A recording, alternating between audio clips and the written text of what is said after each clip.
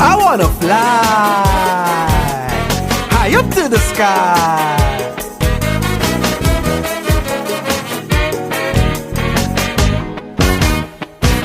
I'm living in the mountains. Everybody know the soil so fertile. If a man sit down naked, the seeds might grow. A delightful getaway from the hustle, bustle and tricks. Oh, what a natural fix if you don't like to mix with the politics. One issue I have to resolve. If I could sort it out, all problems solved. Every time I plant corn and it start to shoot, some idiot keep forking it out the root. Make country flowers in there, fork it up. Make country producing there, fork it up. Country start to blossom. I don't know who or where they come from. Me blind neighbor say he saw a man resembling one of them politicians. I wasn't there, so I didn't see exactly who talking up me country.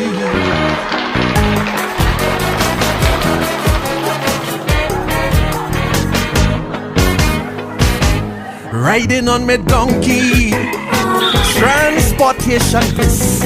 Me fireside bubbling a goodie. I hear rioting in the gas crisis. Surrounded by wild animals. What a vicious pack. But none of them does launch an attack. None of them poison us like Imbert and Sat. The hunt always on, I could say that much. And true, can switch it off like crime watch. My mission now is to put a stop to whosoever fucking me country up. Some say a man named Eric, George, Robbie and Patrick. Some say Capildeo, Paris, Kamla Basteo. Old man Bedu said this ain't nothing new. They fucking up long before 1962. If Butler was around, he might have tell we directly who fucking up me country.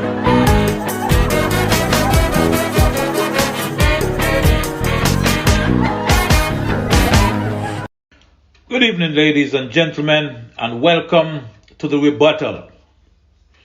It is Wednesday, it is 8 o'clock, and as per usual, this is where we expect you to have your radio tuned.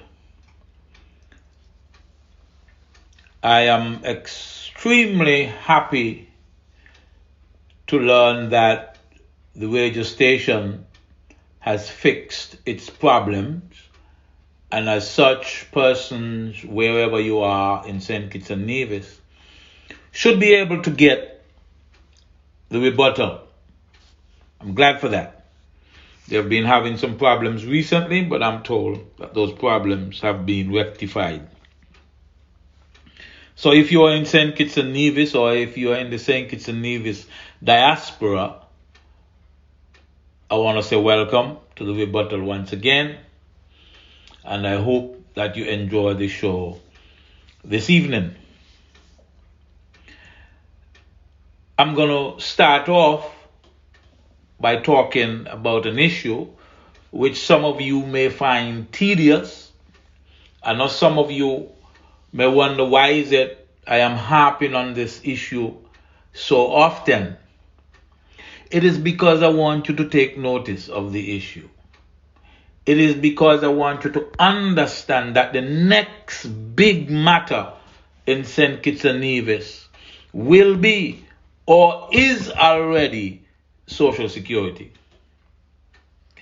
It is the next big reason you may want to vote one way or the other. Because you see, governments come, governments go. But governments are changed usually because you believe that one government is better at handling problems than the other. And I think that a matter having to do with the Social Security Board requires the attention of a government, a sitting government, and it has not happened up to this point. It has not been happening up to this point.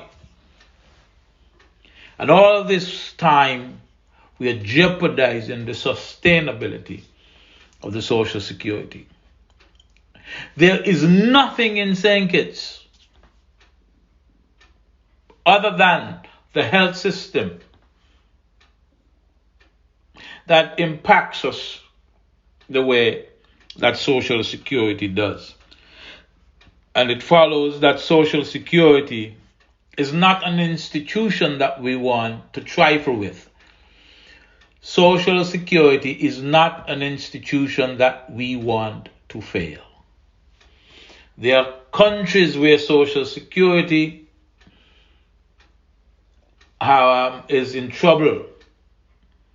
I think you don't have to look far. If I'm not mistaken, Antigua is having some problems with the sustainability aspect of their own Social Security Board. And quite frankly, just in case you think you should jump and say hooray and think you're better than Antigua, I must show you in a little bit that we ain't that far off. We ain't that much better.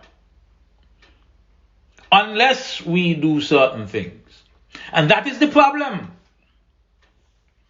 Because the sooner you would have acted, the less draconian, the less drastic would be your strategies to sustain Social Security. And as usual, you're going to sit down in an office and come up with strategies, and you do not open it out for public notice and comments. Just like you've done your so-called national health insurance.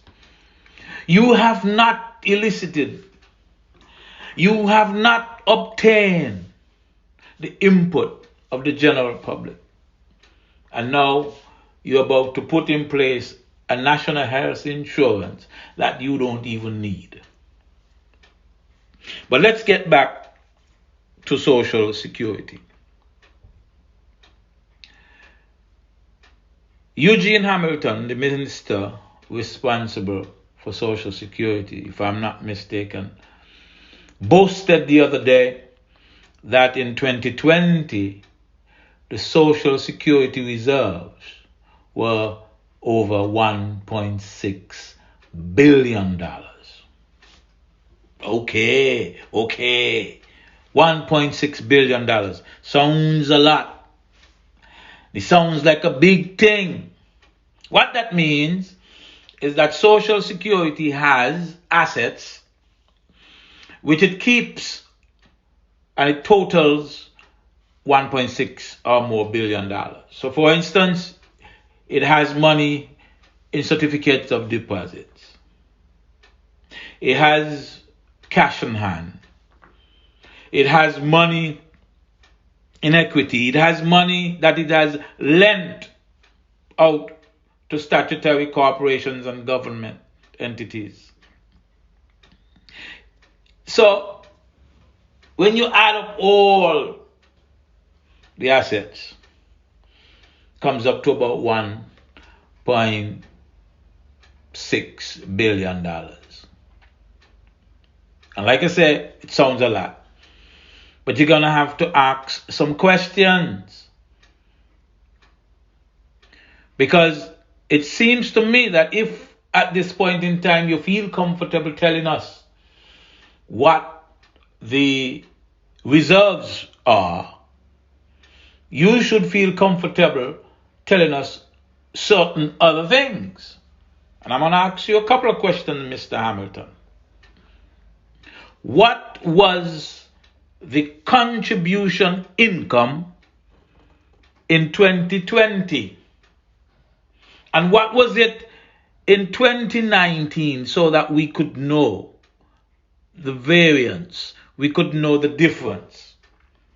the contribution income. In other words, how much money did you take in from persons' wages and salaries and from companies?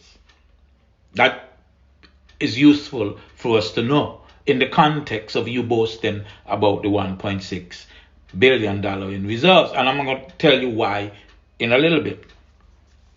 Then I want to also ask Mr. Hamilton, what was the administrative expense amount for 2020? And I also want to know what it was in 2019. You understand? Then I want to know what was the total benefit and pension paid out in 2020. And I also want to know what it was in 2019 as well. We're doing a little comparison here. You're going to say, look, the accounts ain't that advanced yet for us to know these things. But I am not asking for audited accounts.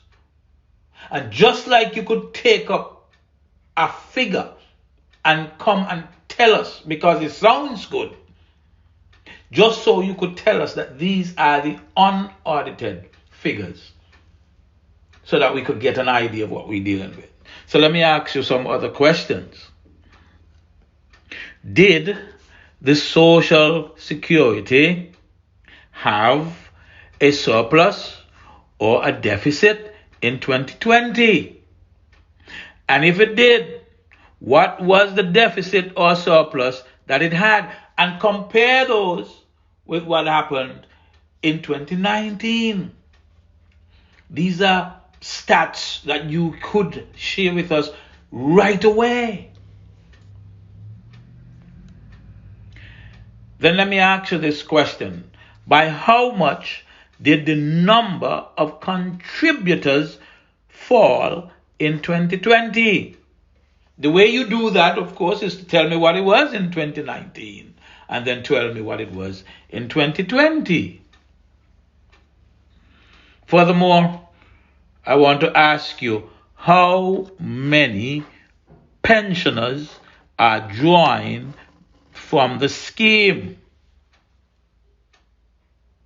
And I also want to know, what is the present ratio of contributors to beneficiaries? What's the ratio? In recent times, maybe around 2017, it was 5 persons contributing for every person that is taken out. I don't think it is that anymore. I believe right now, and you could see why, especially in this time of COVID, I believe that you have less persons contributing, but you would have about the same or more persons benefiting. Right? So I don't think that ratio is a 5-to-1 ratio anymore. Now, let's do a little assessment or analysis, if you will. It was anticipated that expenditure would first exceed total income by 2023. This forecast was made in 2017. It says that by 2023, expenditure would first exceed total income. That's by 2023, in 2023. Here's my question. Has it happened already? Follow the analysis. In the 11th actuarial review, it was forecasted that expenditure would first exceed total income by 2025. Then by the time you did the 12th actuarial review in 2017, the forecast was that expenditure will first exceed total income by 2023, not 2025. So what is it in 2020 if you were to do the actuarial study right now? I have a sneaky feeling that expenditure in 2020 has already exceeded total income. I have that sneaky feeling, and I had been telling you that a while. These are things that you talk about if you are going to come and gloat about $1.6 billion in reserve. Give us a total picture. I continue.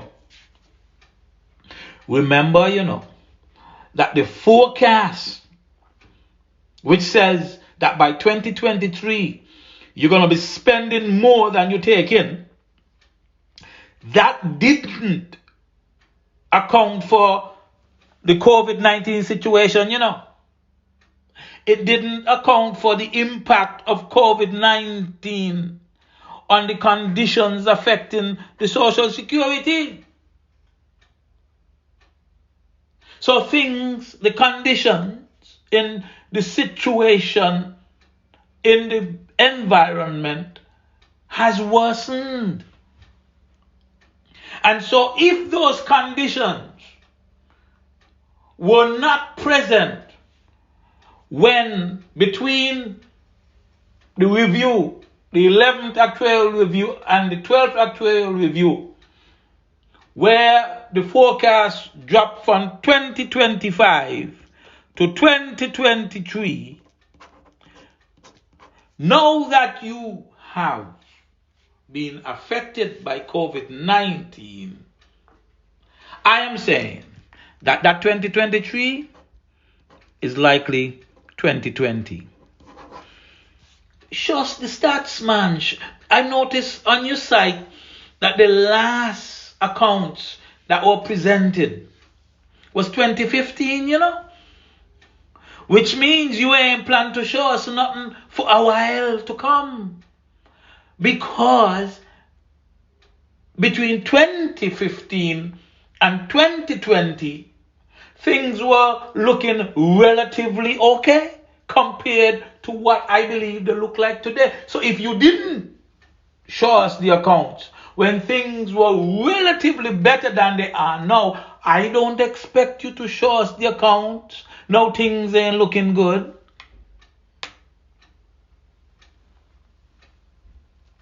You see, the 12th actuarial review, here's the conclusion. Because once you now start to spend more than you take in, guess who gonna pay for it? Social Security will pay for it, but from where? From the reserve.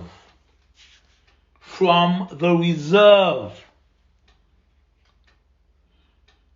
And very soon, the forecast shows conditions where Social Security is going to lose like $50 million a year, $100 million a year. I don't know what the loss was in 2020.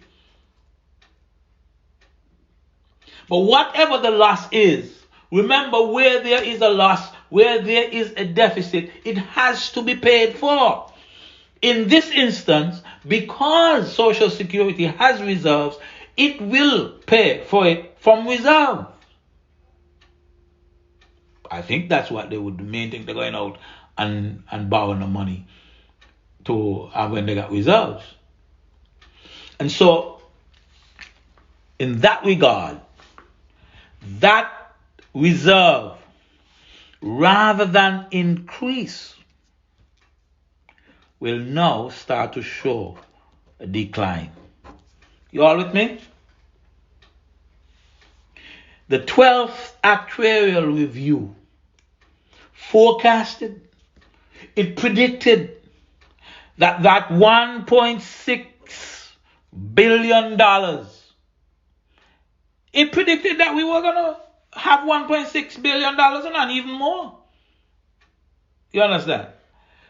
But what was predicted by the actuary is that money that Eugene is boasting about will be completely depleted by 2038.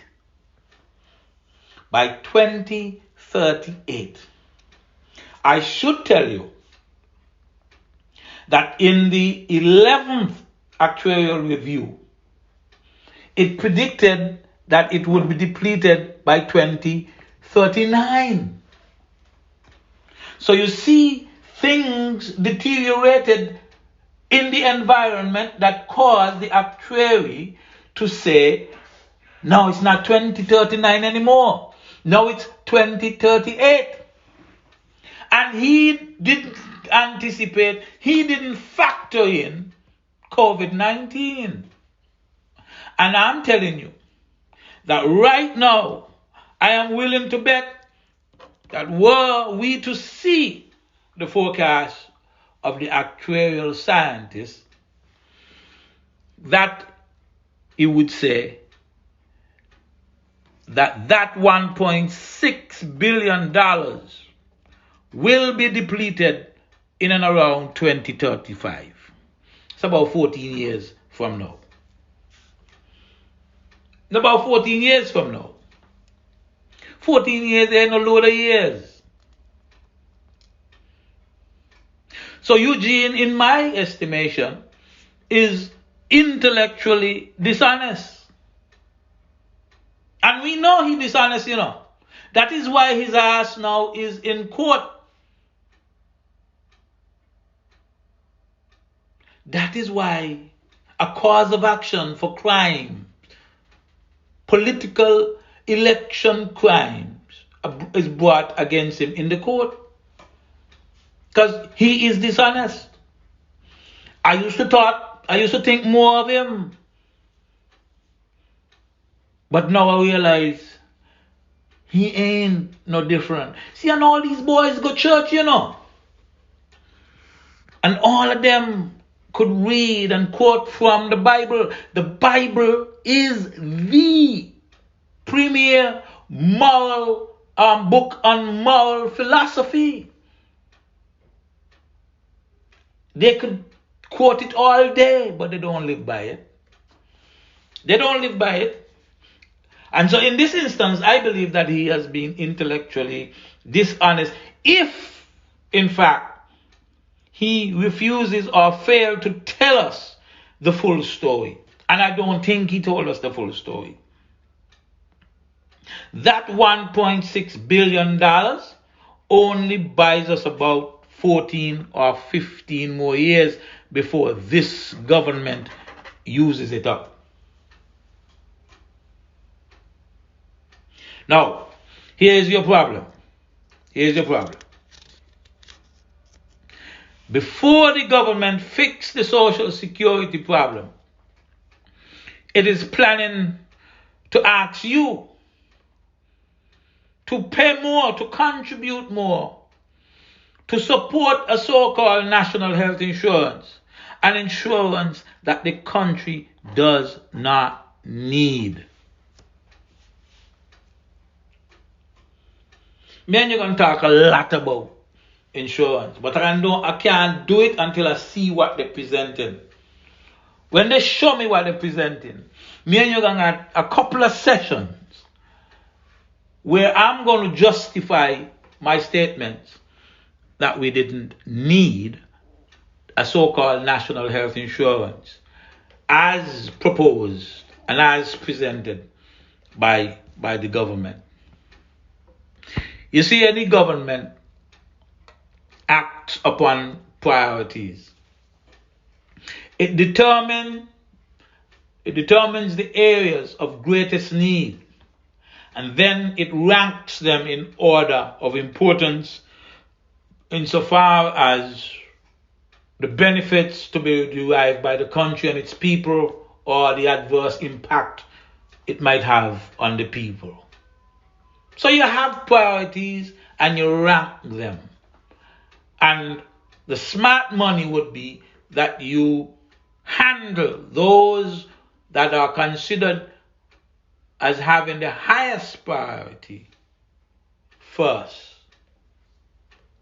Now there are times when there are emergency which would cause certain issues to leapfrog over some existing priorities. That's all right. You always make room for those kind of eventualities. But I'm telling you right now, fixing Social Security is more of a priority than having a national health insurance. You see, the problem you had is that you proposed a solution and asked somebody to build that solution, when what you should have done was analyze the problem and come up with your best solution. So you start out by saying, we're going to provide a national health insurance. That was not necessarily the answer to the problem that exists. And that's where you went wrong. And you to shame now to back off because you promised the people a national health insurance. But what they don't know is that they got to shin out money out of their paycheck to support something that they don't need. I have said to you time and again, there are ways that you could fix the national health system so that you don't need a national health insurance. The system in and of itself would be an insurance scheme. But like they say, who can hear does feel. Because as far as they're concerned, they can get away with any bad policy. Since when come to election, they can bring in all the Spanish people they want. And you gonna jump up with them and you gonna hug up the Spanish them, not realizing that nowadays, when they advertise jobs in St. Kitts, they say in Spanish is a preference. You ain't even realize that. But it is what it is. And you love what you love. So I can't really fuss with you. What I'm going to do right now, however, is I'm going to pause and then we'll come back and chit-chat a little bit more up until the top of the hour. So we'll be back. I love being in the latest style and dress fine, or should I say classy. That is why I shop at First Class next to the taxi stand at Port Sante for fine gold and silver jewelry in precious, semi-precious and colored stones, diamonds and crystal watches, and the hottest handbags and wallets.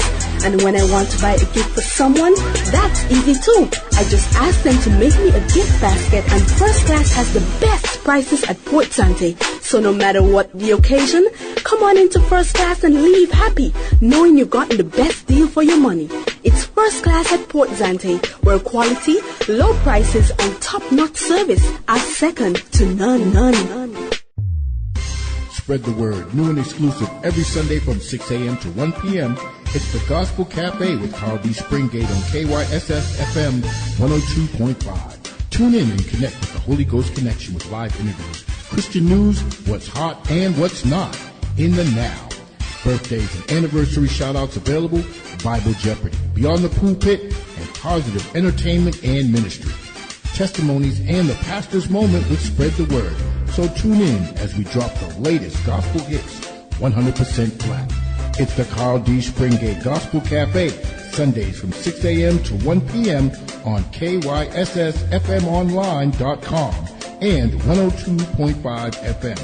And be blessed like that. One fashion accessories for really low prices. Check silver and cents. Check silver and cents.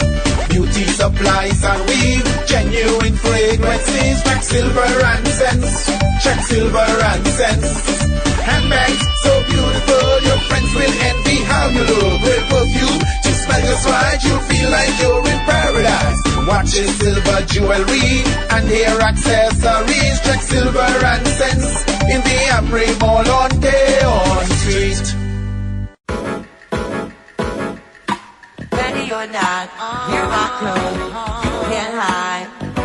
I'm gonna find you and make you one thing.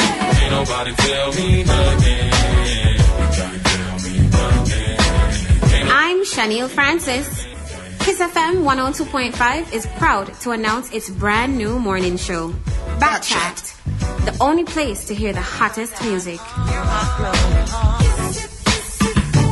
I'm local. Check me area code, me area code. Anywhere me go, you know me touch the To international. Ay, I go shopping, want it then I cop it. Ay, yeah, bitches popping, I do what they copy. And have you informed with a range of topics. So on Mondays to Fridays, tune in at 8 to 11.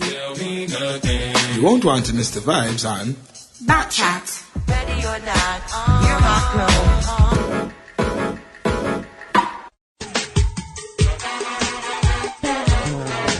I wanna fly high up to the sky.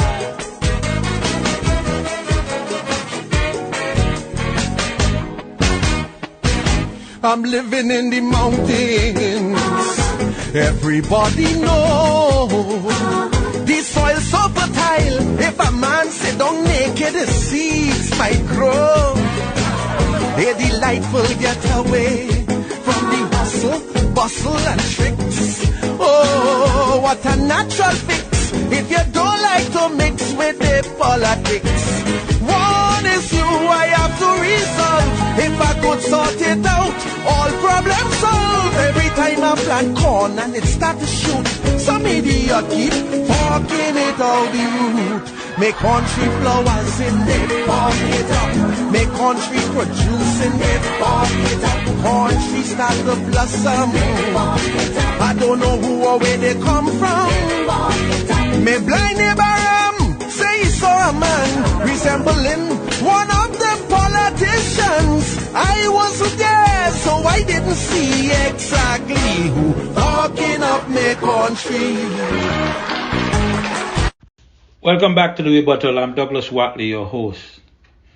Now, I noticed that there is increased chatter on social media about the traffic lights that are being installed in Bastia.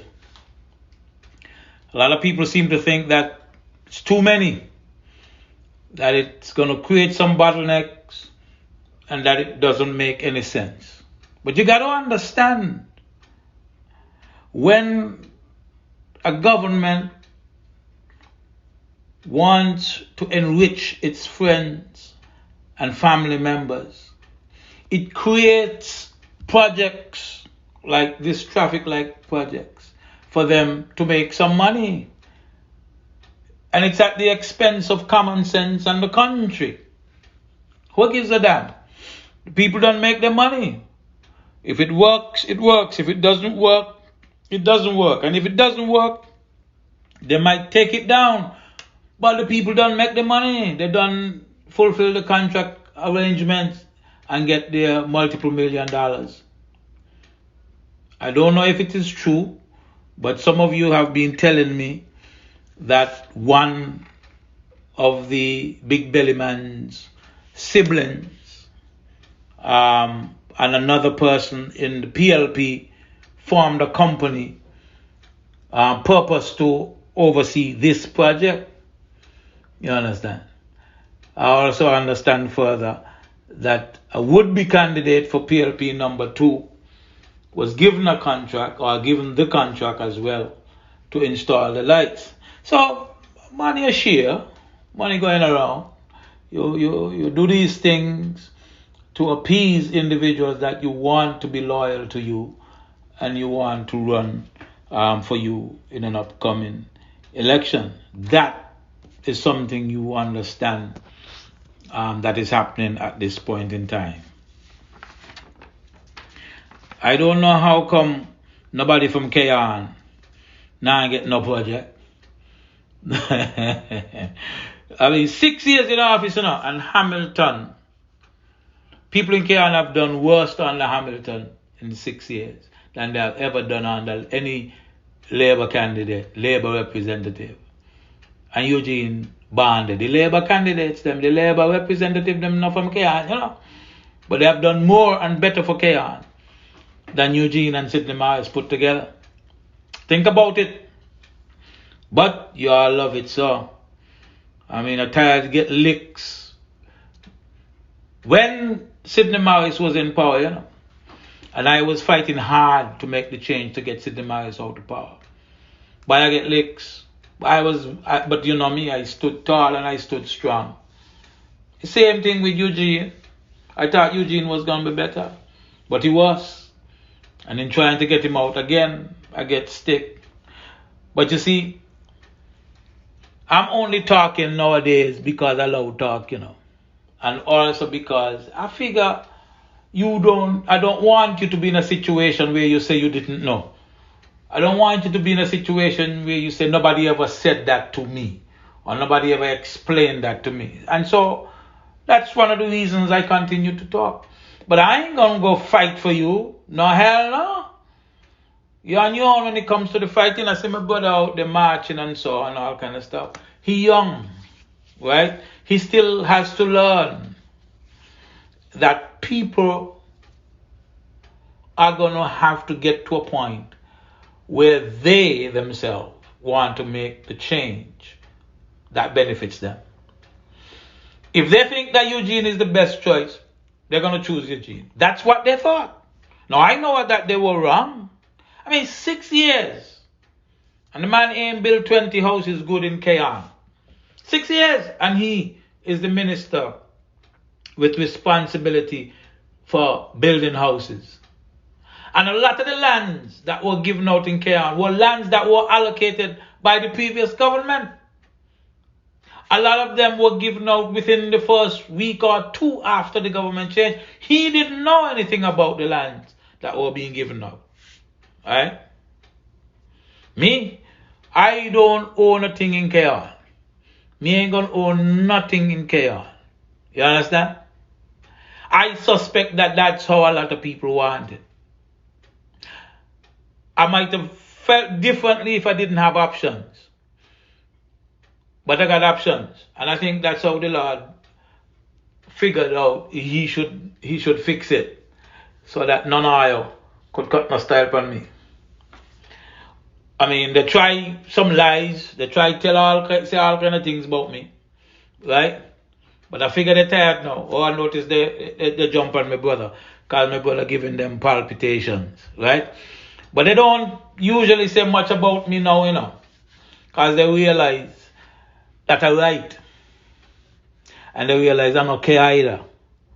You understand? Because at the end of the day, I don't need nothing from no government in St. Kitts.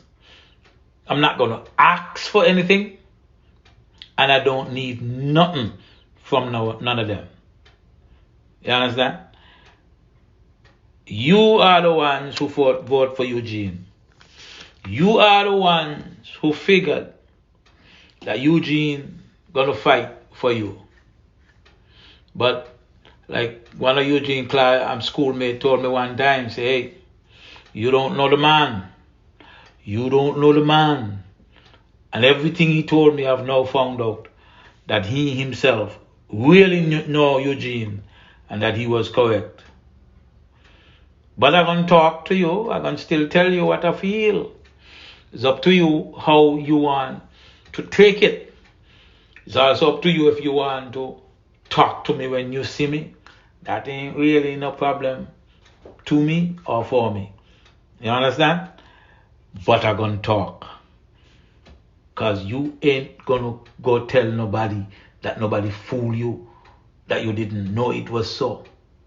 In fact, you can't even play stupid nowadays because me don't teach you a lot of things. Me don't teach you what to think and how to think. So you can't even pretend that you don't know what's going on. Because once you listen to this show, you know how to think and you know sometimes what to think. You understand what I'm saying? Alright. Now, I noticed that St. Kitts has been given notice that vaccines would be available maybe in the next 2, 3, or 4 weeks.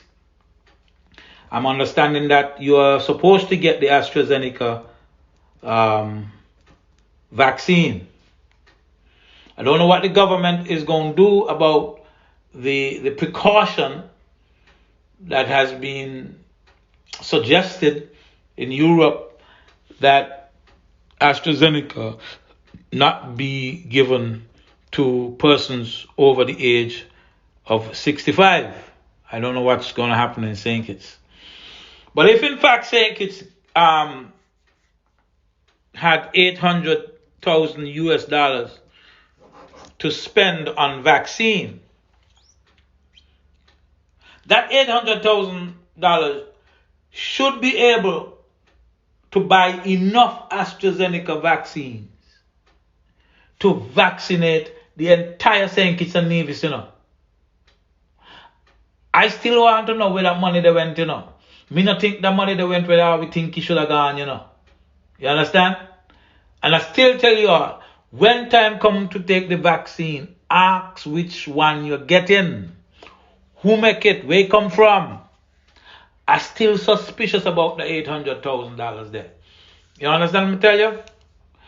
Because the Pfizer and the Moderna cost somewhere in the region of 32 to 37 US dollars a dose. But I understand that the AstraZeneca, which is one dose, costs considerably less. And that vaccine is entered into the mix where there is an agreement between countries in the world. I think the agreement is called COVAX, where countries that are less populated and less wealthy would not be left out of the equation. Now, I don't know how the payment issue went there, but I know that that's governed by WHO and PAHO. And I don't know, because we didn't hear the Prime Minister say that the $800,000 was paid to PAHO or WHO or through them. They just said that they had this money and they paid this money. But my argument is, if you're not getting Pfizer and Moderna, that $800,000 there should have bought enough vaccine for all the people in St. Kitts and Nevis. It's not like when you buy Pfizer and Moderna and you say you buy 50 doses, because it requires 2 doses. To be completely vaccinated, you actually need another 50, so you need 100. AstraZeneca is a one-time pop. You understand? Now, we don't know how long it's going to last in your system, right? So we don't know if later you're going to need a booster, maybe next year or next 3 months or what have you. People are still learning about these vaccines. One of the good things, it appears, with the AstraZeneca though, is that it appears that it is preventing the transmission of the disease from the vaccinated person to the non-vaccinated person. If that is true, that is a big thing.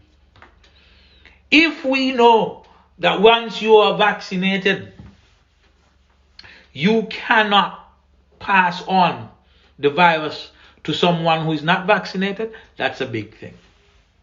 Because it means that if you vaccinate all the population in St. Kitts, it means that you are protecting them. But in turn, they would be protecting other people. It means that's a game changer. It means that things could be back to normal rather quickly in a small country like St. Kitts. And so we hope for the best. You just want a little transparency because you don't trust the big belly man. You know, that's a fellow who asks for watch and shoes and so, you know. And so every chance he see to make a change for himself, his friends and the family, he jump at it, you know. And so you can't take him at his word. You always got to be looking for a trick that he trying. Don't take your eye off of him. That's how he be. Alright? Well, I'm gonna pause here, and then when I come back, we're gonna close out the show. I love being in the latest style and dress fine, or should I say classy. That is why I shop at First Class next to the taxi stand at Port Sante for fine gold and silver jewelry in precious, semi-precious and colored stones, diamond and crystal watches, and the hottest handbags and wallets. And when I want to buy a gift for someone, that's easy too. I just ask them to make me a gift basket, and First Class has the best prices at Port Sante. So no matter what the occasion, come on into First Class and leave happy, knowing you've gotten the best deal for your money.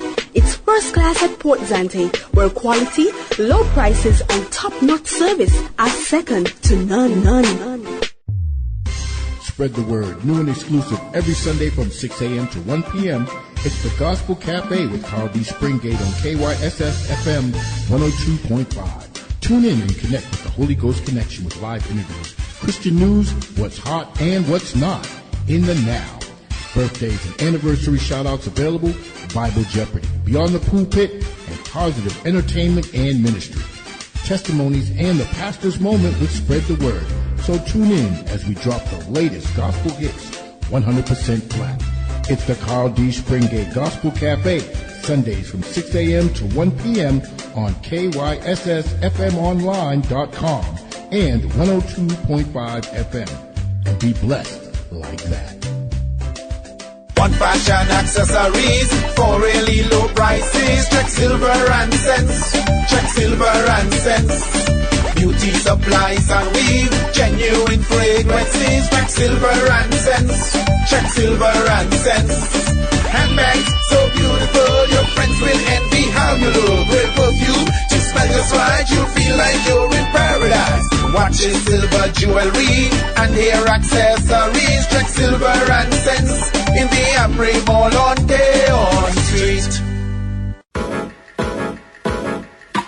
Ready or not, you're my clothes, can't hide. Gonna find you and make you want me. Ain't nobody tell me nothing. I'm Shaniel Francis. Kyssfm 102.5 is proud to announce its brand new morning show, Backchat, the only place to hear the hottest music. I'm local. Check me area code, direct me area code. Anywhere me go, you know me touch the To international. Ay, I go shopping, want it then I cop it. Ay, yeah, bitches popping, I do what they copy. And have you informed with a range of topics. So on Mondays to Fridays, tune in at 8 to 11. You won't want to miss the vibes on Backchat. Ready or not, you're my clothes.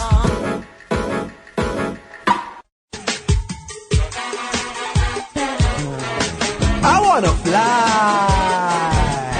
high up to the sky.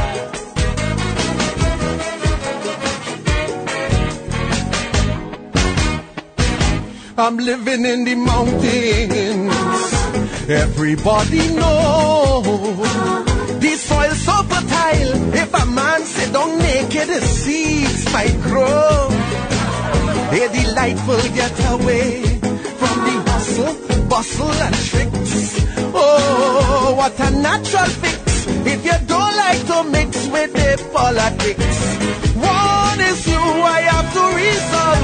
If I could sort it out, all problems solved. Every time I plant corn and it start to shoot, some idiot keep fucking it out the root. Make country flowers in it, fuck it up. Make country produce in it, fuck it up. Country start to blossom. I don't know who or where they come from. Me blind neighbor say he saw a man resembling one of them politicians. I wasn't there, so I didn't see exactly who walking up my country. Welcome back to the Rebuttal. I'm Douglas Wattley, your host. We're going to try to close out here. Now, there's another thing that I've been hearing. People complain in St. Kitts that there is an unwritten policy that if you are of a certain age, and the age I've heard is 70 and above, that you are not likely to receive dialysis without an ability to pay or without paying for it. Now, I say this under with the understanding that we're talking about a country that is willing to pay $31 million to people not to work, but to not kill one another. Here's a country that is willing to pay millions of dollars to so-called gang members to refrain from killing one another, but the country can't pay a couple of $1 million, little bit of $1 million, to keep its citizens alive because they're old. And so we are willing to subject them to premature death because they have a terminal ailment. It is hard to tell family members that you could keep an individual alive, but that you are not. It would have been something totally different if you never ventured into providing dialysis. Because the truth is, the government didn't have to introduce dialysis. In fact, people like myself had been telling the government that dialysis going to eat up the budget. It is expensive to maintain. It is expensive to operate. But once the decision is made to offer dialysis, how then are you going to tell a citizen that they cannot have access to the treatment and care provided through dialysis? That is a little difficult. You know, in economics, there is a concept called opportunity cost. I always refer to it as opportunity loss. Basically, what it says is that if you spend money on X, right, it means you're not going to have any money to spend on Y. And so the opportunity cost is Y, because you spent the money on X. I call it the opportunity loss. You lost an opportunity to spend on Y. Now, if you have enough money, you could spend on X and Y. But economics is an issue of choice, because there's always a scarcity, and especially a scarcity of money. You got to choose how you're going to spend your money, right? In our instance, the opportunity cost is the dialysis and keeping people alive longer because you chose to spend the money on pay for peace. Now you're going to say, well, it balance out because the young people them not dying. I've always said, me and arguing, all I know is that's a lazy strategy. The government did not want to take the effort to come up with any real sensible strategy that would work. And so he went for the easiest thing, pay people. But I think that policy ought to be thrown out. People who are 70, for the most part, are still important insofar as their family are concerned. Some people are even viable. Some people can continue to work. What if you work online? you could continue to work. So what you want to tell me? If one of those old people, forgive the word, who working for government got sick, we're going to let them dead too? Because a lot of them over 70, you know. You're going to let them dead? And so I don't subscribe to that policy. I remember when the policy used to be that persons of a certain age and persons who have chronic and terminal illness would get free care in St. Kitts and Nevis. That was the policy back then. A lot of things have changed now, right? I personally still argue that should be the policy, because the government, in my estimation, can provide free care to every citizen. The only thing government may have to worry about is what do you do with people who want to go overseas for care. And that you could address that matter as well. But insofar as providing a package of care for all citizens to enjoy, government could do that. Government could do that. Consider it, the government budget for healthcare is about 65 million. Annually, the government is spending more than $10 million just for people to refrain from killing one another. You understand me tell you? That's a serious amount of money put into non-productive use. But you tell a man, if he's 60, if he's 70 and he's sick, and he requires dialysis, it's better if he dies. That I can fathom, that I can understand. Well, before I go, I just wanted to update you. The case Dr. Drew against Mr. Hamilton, bribery and treating. In other words, the case against Hamilton, paying people and giving gifts and other benefits for them to vote for him, that's in the courts. The big brouhaha is that they want the magistrate to recuse himself because of his affiliation, association, or his devotion to Team Unity.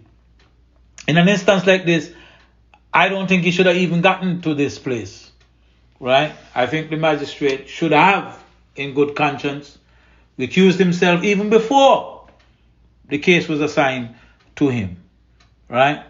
I think it's a no-brainer that he should recuse himself.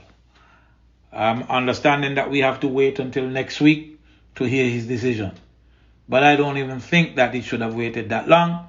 He should have recused himself, have the case assigned to another magistrate who doesn't have the same allegiance to Team Unity as he does. If I'm not mistaken, doesn't he vote in number 8? Which is Eugene? That could very well be, That could very well be. But that's the case that is brought. I'm keen to know what the outcome will be, because the result of that case is going to be interesting. Remember, I've always said to you that as of now, elections are going to be about money. People are going to be paying for votes more openly than they did in the past. This is the case that's going to tell you whether it is now court sanctioned. This is the case. Because if they come in favor of Eugene Hamilton, right? And now I'm going to say, they didn't prove this and they didn't prove her. I well know that money passed.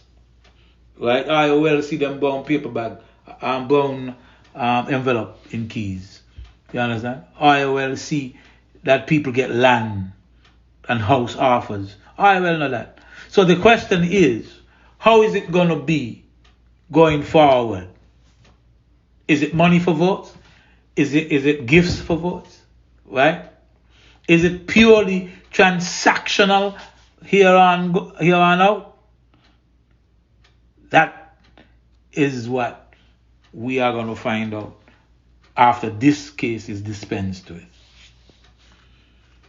I know what I think, that elections are going to be about money going forward. Who got money and willing to spend it, going to win the election. Is who last offer more, going to get the vote. That is what's going to happen. All right. Guys, I think that's it for this evening. I'm going to talk to you again next week, hopefully. So you all have a great evening and take care. Good night. Yes! That's the man Big Lies again. 2020 Virtual Carnival. With me and Mark Wattley. How you doing, my boy? I hear Neve is nice. Ma'am, my Neve is friend, ma'am. Jamie, share the live, share the live.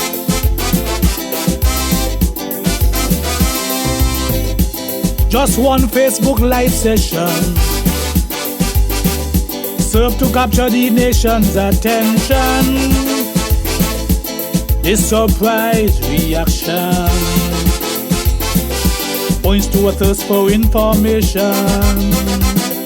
Whenever there is rumor, one has to counter.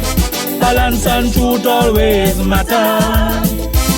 When it's your reputation that's called into question, silence is never an option.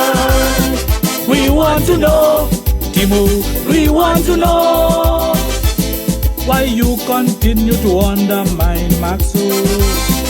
We want to know, Timo, we want to know.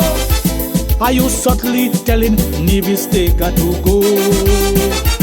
Tell us why should they accept your ongoing disrespect? Always interfering without informing. You well know that Mark is in charge, but you think you're larger than large. How did you get so, Mr. Timo? We want to know. How did you get so, Mr. Timo? We want to know.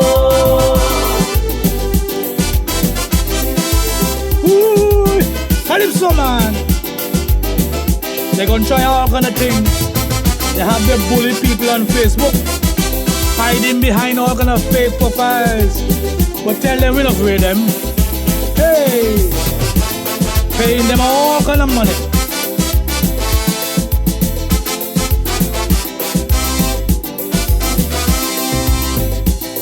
You use your bully pulpit, trying your very best to discredit, calling into question many a person's reputation. Honest men and women have been made to defend their good reputation, while on social media, persons of dishonor spreading lies and propaganda. So we want to know, Timo, we want to know why you, Wallace and Andre does lie so. We want to know, Timo, we want to know where exactly did their campaign money go? Your threat of legal action was just a mere distraction. Meanwhile, hoping that we will forget about the money. But when we see your portfolio of properties start to overflow, how did you get so, Mr. Timo? We want to know.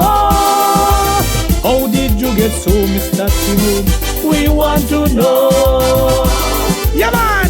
Kyssfm!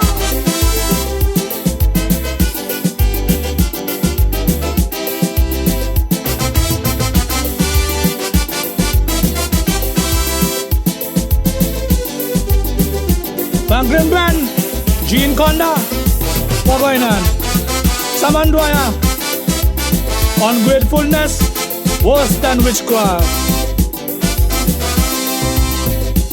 When one looks at your history, it's clear you have issues with loyalty. Because while in opposition, where did you turn for inspiration? I could well remember Franklin Brand and Gene Conda making sure you were looked after. But since you came to power, you have nothing to offer. Now it's just you, family and brother. So we want to know, Timo, we want to know how on earth you turn ungrateful soul. We want to know, Timo, we want to know. Not even Dwyer you consult anymore.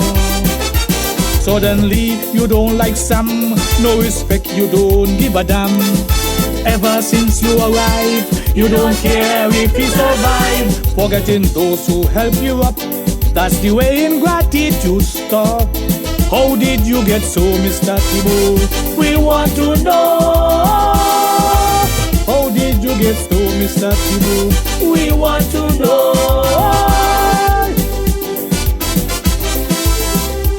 Kyssfm, Sharon Rattan, I want to say thanks a million. You saved the country a lot of money. But we need answers. We need to know about the severance money.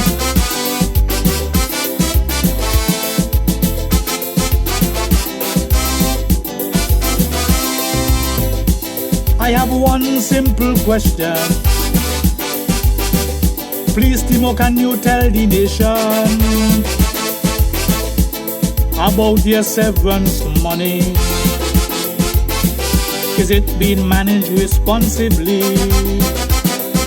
Cause I hear in a rumor about a certain fella and a former labor commissioner. Is it true that the quick action from Sharon Rattan saved the country 1.2 million? We want to know, Timo, we want to know. Why you protecting Andre Liverstone? We want to know, Timo, we want to know. Just how far are you willing to go to shield him from any attack? Have you pledged to have his back? Are you just protecting or saving your own skin? Some of the things I hear you would do, Mr. PM, I hope that ain't true. How did you get so, Mr. Timo? We want to know. How did you get so, Mr. Timo? We want to know. Why? Kyssfm, we're asking hard questions. Remember, share the life, share the life, share the life. Kyssfm, Abonati Studio. Abonati.